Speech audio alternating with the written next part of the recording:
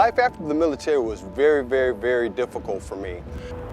When I got out of the military, I had taken in so much of the pain and did not give myself a vent for it. So after getting out, I became one of the at-risk homeless veterans on the street suffering with mental illness and high anxiety. I ended up finding myself selling drugs, doing drugs. You know, wine led on to me doing crack. And then I became homeless, doing things, always getting arrested, going to jail. That ended up leading me into being incarcerated almost 30 times. That became a cycle for me. It was always happening. When I would get out of jail, the first thing I always wanted to do, with the little money they arrested me with, what I had, let me run over here to the ward to get me some more crack. That was the first thing I thought to do, because I knew nothing else, really.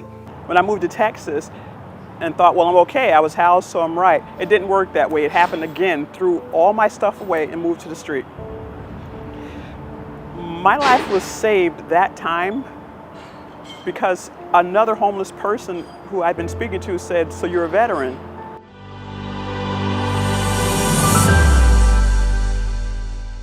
Hello, my name is Valerie James. I am a 13-year proud serving Army veteran with one tour to Afghanistan. I'm also the CEO and founder of Veteran Advocate Services and Training, affectionately known as VAST. But Valerie, I'd heard of her. She was a prior resident there. She had been somebody who had gone through the program.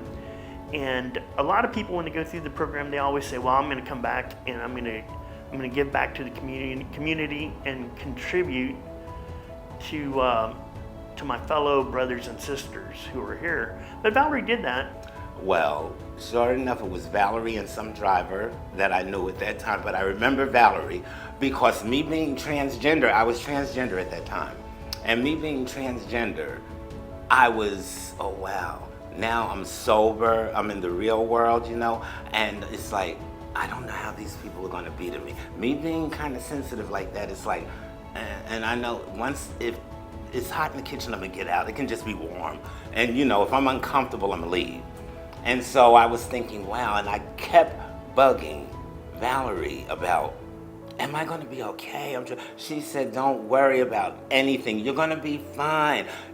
And the way she said it to me is what made me kind of believe it, because the conviction in her voice made me think, you're gonna be all right, you know? When you meet her, it's you and her. You make a connection. She looks you in the eye. How are you? How are you enjoying yourself, you know? She wants to know about you, your experiences. Do you need anything? Is there anything that she can do to help you? It was because of Valerie that opened up the doors for me.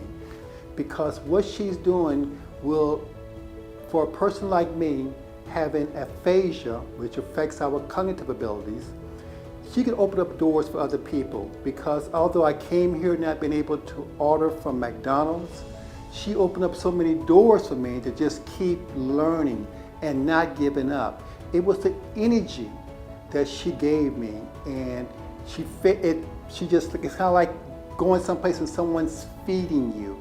She has fed me with so much to make my life better. It was a really, truly great experience. I learned a lot, and it was able to allow for me to be able to mature into the man that I have become today. It didn't take long before we all saw the genius that Valerie has exhibited after leaving here and starting her own nonprofit organization called VAST. I would truly love for people to support what Valerie is doing. Her organization is VAST, and she is amazing. Trust me, she knows all the different organizations for resources. Definitely support Valerie in her organization, VAST, because again, if it wasn't for her, I would not be where I'm right now.